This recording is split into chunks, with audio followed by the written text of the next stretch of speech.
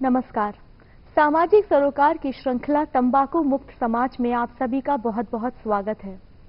साथियों, पिछली कई कड़ियों में हमने ये जाना कि तंबाकू किस प्रकार से न केवल व्यक्ति के स्वास्थ्य पर अपितु उसके सामाजिक एवं पारिवारिक संबंधों पर भी हानिकारक परिणाम डालती है। किस तरह से हम तंबाकू से मुक्त हो सकते हैं और तंबाकू को छोड़ने के दौरान जो प्रतिकार लक्षण होते हैं, किस तरह से दवाइयां उनमें हमारा सहयोग करती हैं, ये सब हमने जाना था।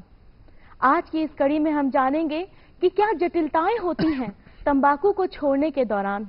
हम बात करेंगे एक बार फिर से डॉक्टर राकेश गुप्ता से, जो कि राजस्थान कैंसर फाउंडेशन के अध्यक्ष हैं और साथ ही कैंसर एवं तंबाकू नियंत्रण कार्यक्रम के वरिष्ठ विशेषज्ञ भी हैं।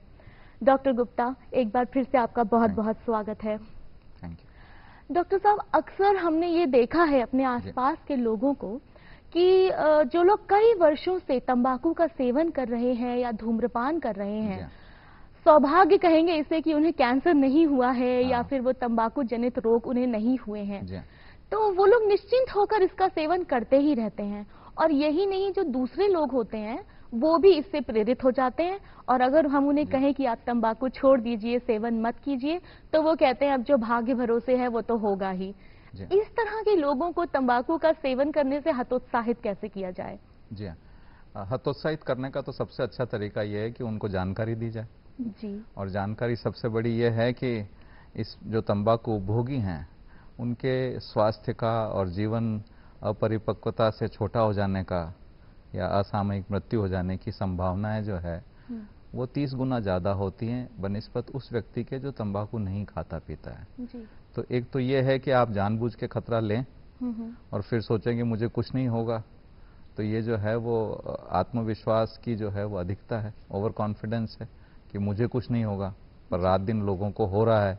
2500 लोग अगर प्रतिदिन भारत में तंबाकू जनित रोगों से मर रहे हैं तो मैं सोचता हूँ चिंता करनी चाहिए। हम एनालॉजी ले सकते हैं कि अगर आप सड़क पे व्हीकल चला रहे हैं तो आप सावधानी रखते हैं कि नहीं रखते हैं कि भाई किसी से एक्सीडेंट नहीं हो जाए। जी, बिल्कुल, ये ऐसी बात है कि आपको सावधानी रखनी है। आपको जब मालूम है कि तंबाकू नुकसानकारी है, सब दुनिया भर भारत सरकार इसके बारे में इतना सचेत कर रही है, राज्य सरकार इतना सचेत कर रही है जी। तो निश्चित रूप से ये मानना चाहिए कि ये एक जो है वो मनुष्यों के लिए खान पान का पदार्थ नहीं है, नुकसानकारी है। हमने जाना था करीब इसमें जो है वो 4000 रसायन होते हैं, 500 जो हैं वो बिल्कुल प्राण घातक हैं, 70 कैंसर कारक हैं।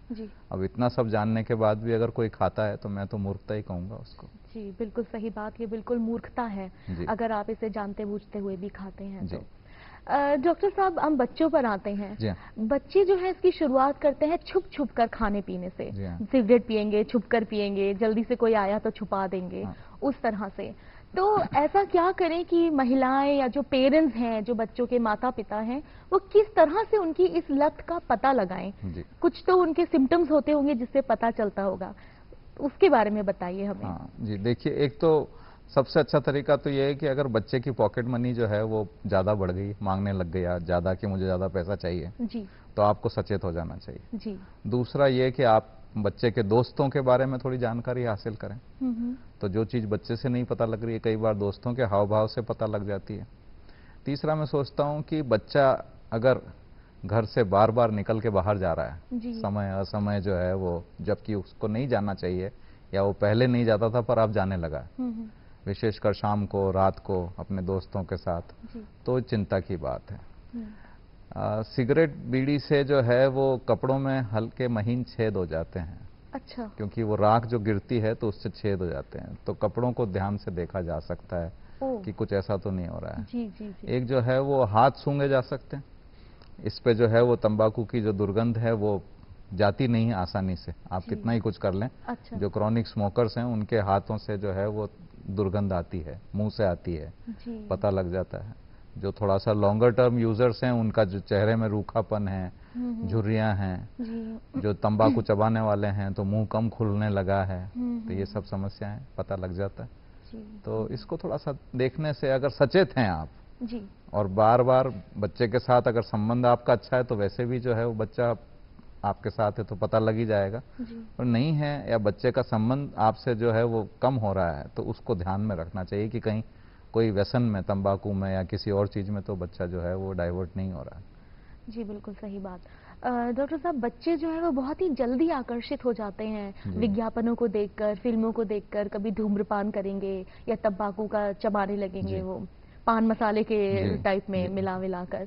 तो मैं ये जानना चाह रही थी, कई बार मैंने देखा है कि मैंने खुद देखा है कि जो बड़ा है वो बच्चे को ये दिखाने के लिए कि देखो कैसी होती है, एक दाना उसके हाथ में रख देंगे। इस तरह के लोगों को कैसे मना किया जाए कि ये बहुत ही गलत है करना? देखिए, दो बातें हैं। एक तो बच्चे का जो दिमाग है वो अपरिपक्व है, तो समझदारी जो है वो समाज की और जो आसपास बड़े हैं उनकी होती है जी। और इसीलिए जो है वो आपने देखा होगा कि तंबाकू के जो विज्ञापन हैं वो सारे बंद हो गए। तंबाकू के विरोध में जो है वो फिल्मों में एडवर्टीजमेंट्स जो आते हैं उसका कारण ये है कि जो है वो तंबाकू नुकसानकारी है जी। तो इस चीज़ को समझने की ज़रूरत है। बड़े अगर घर में जो है वो अगर उसका उपभोग कर रहे हैं तो नहीं करना चाहिए, उसको छोड़ने का प्रयत्न स्वयं को करना चाहिए। बच्चे को अगर दे दिया आपने तो निश्चित रूप से आप गलत काम कर रहे हैं, क्योंकि एक जो अगर बच्चों का भला चाहेगा वैसा तो कोई करेगा नहीं रिश्तेदार। तो या तो आप बच्चों का भला नहीं चाह रहे हैं या आपकी खुद की जो है वो नासमझी है, बेवकूफ़ी है कि आपको पता नहीं लग रहा है कि जिस व्यसन से आप छूट नहीं पा रहे हैं आप एक बच्चे को उसमें डाल रहे हैं। बिल्कुल। तो मैं सोचता हूं कि ये बच्चों को ध्यान से जो पालन पोषण उनका हम करते हैं उसमें से इस चीज़ को जरूर घर से हटा देना चाहिए कि घर में तंबाकू लोग नहीं खाएं, संबंधी जो हैं नहीं खाएं पिएं। माँ बाप ध्यान रखें कि वो बच्चे उनसे दूर रहें। कई बार क्या होता है कि एक आकर्षण होता है ऐसे लोगों के प्रति जो सिगरेट पी रहे हैं, तंबाकू चबा रहे हैं। बच्चे सोचते हैं हम भी ऐसा करके देखें, जी, है ना। हो सकता है वो जो पर्सनैलिटीज़ हैं उस तरह की उस समय बच्चे को प्रभावित करती हैं, तो उसको लगता है कि उनकी आदत भी जो है वो हमें ले लेनी चाहिए जी। तो इन चीज़ों को जो है वो थोड़ा सा समझ के और जो है वो बच्चों को समझाया जाना चाहिए। ये उनके शिक्षा का भी भाग होना चाहिए कि हम बच्चों को वैसे तो समझाते ही हैं कि जो है वो आप किसी अनजान व्यक्ति से बात मत करिए, जाइए मत, कोई चीज़ देता है तो उसको मत लीजिए। तो निश्चित रूप से हम ये कह सकते हैं कि अगर कोई आपको तंबाकू पदार्थ दे रहा है तो बिल्कुल मत लीजिए, सुपारी भी मत खाइए। एक बेसिक सा क्वेश्चन पूछना चाहूंगी। अक्सर बच्चे पूछते हैं, जैसे मैं आसपास अपने मजदूरों के बच्चे हुए उनको जाके मना करती हूँ तुम तंबाकू मत खाओ, ये मत, बीड़ी मत पियो, तो वो कहते हैं हमारा तो पापा भी खाता है। और या फिर जो मिडिल क्लास फैमिलीज के बच्चे वो भी कहते हैं हमारे तो बड़े भी खाते हैं। उनको मैं क्या बोलूं कि ये सब चीजें उन्हें समझ में नहीं आती हैं कि हमारे लिए हार्मफुल है, हानिकारक है। उन्हें मैं क्या बोलूं इसको रोकने के लिए? देखिए, व्यवहार परिवर्तन आसानी से तो होता नहीं है, बोलना जरूरी है, बोलना चाहिए। मैं सोचता हूँ उसमें बिल्कुल हिचकना नहीं चाहिए। मैं पिछले 20 वर्षों से कोई अनजान बच्चा भी मुझे दिखता है सिगरेट पीता हुआ तो मैं उसको रोक के कहता हूँ कि ये मत करो, गलत है। और मैंने ये भी देखा है कि अधिकांश बच्चे उस बात को मान भी जानते हैं जी। अब जन चेतना इतनी बढ़ गई है कि लोग इसको समझते हैं कि गलत काम कर रहे हैं जी। तो इसलिए अधिकांश बच्चे तो आपको विरोध करते हुए नहीं दिखेंगे, पर जो विरोध करते दिखते हैं या वो क्योंकि वो गलत उदाहरण से प्रभावित हैं, तो ये जानना जरूरी है कि व्यवहार परिवर्तन में व्यक्तिगत परिवर्तन ही काफी नहीं होता है। उसके साथ एक सामाजिक परिवर्तन की आवश्यकता है, एक वातावरण में बदलाव चाहिए जी। और इसीलिए जो है वो हम इतनी सब बातें तंबाकू नियंत्रण को लाए हैं, उसकी करते हैं, जन चेतना की करते हैं, मीडिया के द्वारा तंबाकू के विरोध में जो है वो जो लेख छपते हैं वगैरह हैं, वो सब जानकारी के लिए हैं जी। तो जो गरीब बच्चा है, नहीं समझ रहा है, उसके लिए मैं सोचता हूं कि उसको ज़्यादा शिक्षा की आवश्यकता, उसका एक्सपोजर ज़्यादा होना चाहिए। इसीलिए तो ये है ना कि जो गरीब तबके के लोग हैं वो तंबाकू ज़्यादा खाते हैं। बिल्कुल। जो पढ़े लिखे हैं, जो उच्च वर्ग से हैं, उनमें ये समस्या इतनी बड़ी नहीं है, वो स्मोक ज़्यादा करते हैं क्योंकि वो ज़्यादा शिक्षित हैं, ज़्यादा एक्सपोज्ड हैं इस बात को कि तंबाकू नुकसानकारी है, नहीं खाना है ना, इसलिए वो बच जाते हैं जी। बिल्कुल सही बात है आपकी।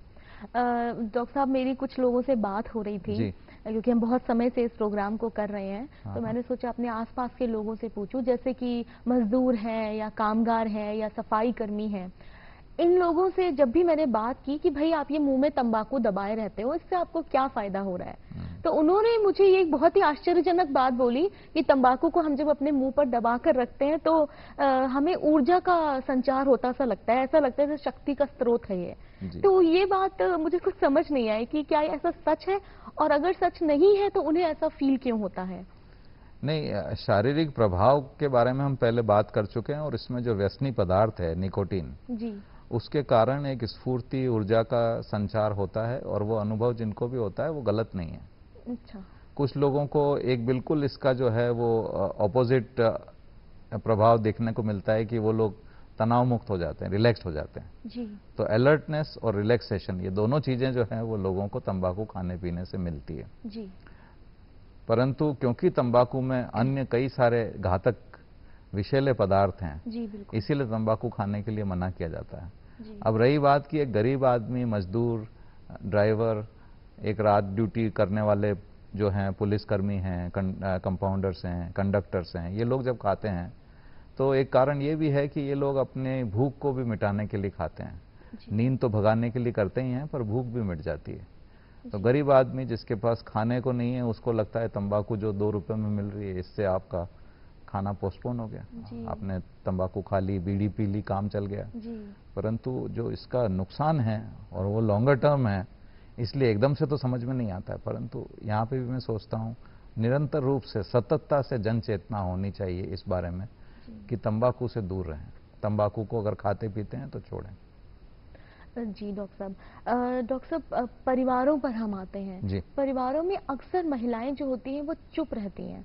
उसका कारण ये होता है कि उनका जो पति है या फिर जो बच्चा है जो कि तंबाकू का सेवन कर रहे हैं, वो अक्सर हिंसा पर उतारू हो जाते हैं। तो किस तरह से हम उन्हें हिंसा पर उतारू होने से रोक सकते हैं? कानून की किस तरह से मदद ले सकते हैं? इस बारे में कुछ। जी हाँ, देखिए, घरों तक तो कानून नहीं पहुंच सकता है, पहली बात। तो जो महिलाएं हैं उनको समझना पड़ेगा कि मेरे परिवार का नुकसान अगर हो रहा है तो उससे कैसे निपटा जाए जी। और मैं सोचता हूँ उसमें सख्ती रखने की जरूरत है। महिलाएं कमजोर दिखती हैं पर कमजोर होती नहीं है। अगर वो चाहें तो वो अपनी शक्ति जो है वो इस काम में ले सकती हैं कि परिवार जनों को वो सही रास्ते पे ला के रख सकें जी। और उसके कई तरीके होते हैं, मुझे उसको बताने की आवश्यकता नहीं है। पर मैं सोचता हूँ कि ये हमारी सतत कोशिश होनी चाहिए कि हमारे घर जो हैं वो धूम्रपान रहित रहें, तंबाकू मुक्त रहें। एक तो संदेश ये मैं देना चाहता हूँ। दूसरा, मैं सोचता हूँ कि जहाँ कानून की बात है, कानून हमारा बहुत अच्छा है, बहुत प्रभावी कानून है, सिवाय इसके कि उसमें जो पेनल्टीज हैं वो अभी छोटी हैं, परंतु जो है वर्तमान भारत सरकार इसके प्रति सचेत है, वो इसको बढ़ाने जा रही है, तो उसका निश्चित रूप से प्रभाव देखने मिलेगा। परंतु कानून अच्छा है। कानून की समस्या ये है कि उसकी जो पालना होनी चाहिए वो नहीं हो रही है जी। लोगों का पार्टिसिपेशन नहीं है, नहीं बिल्कुल। और साथ में जो जिनको एनफोर्सिंग एजेंसीज के लोगों को रखा है जी, वो इस काम को अभी कर नहीं रहे हैं पूरी तरह से। 2 कारण हैं, उनका अपना खुद का काम है, उसके साथ उन्हें जो है वही एक अतिरिक्त जिम्मेदारी लगती है और उन्हें लगता है कि इसके लिए कहाँ से समय निकालें जी। परंतु आप जब अन्य कार्य करते हैं तो ये आपके कार्यों के साथ जुड़ा हुआ कार्य है, ये अतिरिक्त कार्य नहीं है, ये आपके काम का ही भाग है। ये समझना जरूरी है। आप जो कर रहे हैं भला, उससे आप समाज देश का भला कर रहे हैं। ये जन स्वास्थ्य का मुद्दा है, तो आपके कार्य के साथ अगर जन स्वास्थ्य की जो जिम्मेदारी जोड़ी है तो आपको करना चाहिए जी। समस्या ये है कानून में कि ऐसे लोगों के प्रति जो कि अपनी जिम्मेदारी नहीं निभा रहे हैं, उनकी अकाउंटेबिलिटी अभी निश्चित नहीं हुई है। ऑन द कॉन्ट्रेरी, उनको एक इम्यूनिटी मिली हुई है कि वो इसमें कुछ भी कर दें, उनका कुछ नहीं होगा, तो वो कुछ कर ही नहीं रहे हैं, तो जो है वो कुछ भी नहीं हो रहा है। तो मैं सोचता हूँ इस कानून में कुछ अमेंडमेंट्स की जरूरत है कि पेनल्टीज बढ़े, अकाउंटेबिलिटी निश्चित हो और पीपल पार्टिसिपेशन भी बढ़ना चाहिए। तो पीपल पार्टिसिपेशन तो मैं सोचता हूँ तभी बढ़ेगा जब पेनल्टीज ज्यादा होंगी, क्योंकि हमारे यहाँ एक परंपरा है कि आप कानून है तो उसको तोड़ो और खुशी महसूस करो।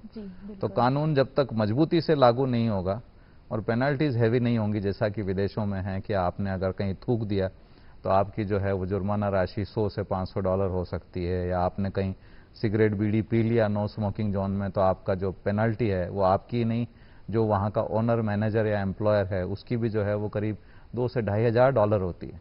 तो निश्चित रूप से हर व्यक्ति उसके लिए सचेत होगा कि मैं गलत काम नहीं करूं। बिल्कुल सही है डॉक्टर साहब, बहुत बहुत धन्यवाद आपका इतनी महत्वपूर्ण जानकारी के लिए। तो साथियों, अब आपने जाना और समझा कि तंबाकू का जो सफर है वो जरूर जटिलताओं से भरा हुआ है, मगर हम उसे कभी भी किसी भी तरह छोड़ सकते हैं और इसे छोड़ना बहुत ही जरूरी है। और अगर आप तंबाकू को छोड़ना चाहते हैं, आपका कोई मित्र छोड़ना चाहता है, तो आप निःशुल्क सरकारी सेवा 104 पर तुरंत कॉल करें। अगर आप डॉक्टर राकेश गुप्ता से संपर्क करना चाहते हैं तो आप उन्हें ईमेल कर सकते हैं rakessa82@gmail.com पर। उनका मोबाइल नंबर है 0935162431 कृपया याद रखें कि दूरदर्शन जयपुर हर सप्ताह गुरुवार को शाम 5:10 पर इस तंबाकू मुक्त समाज की श्रृंखला को हर हफ्ते प्रसारित करता है। तो आप देखते रहिए अगले सप्ताह तक दूरदर्शन जयपुर। नमस्कार, धन्यवाद।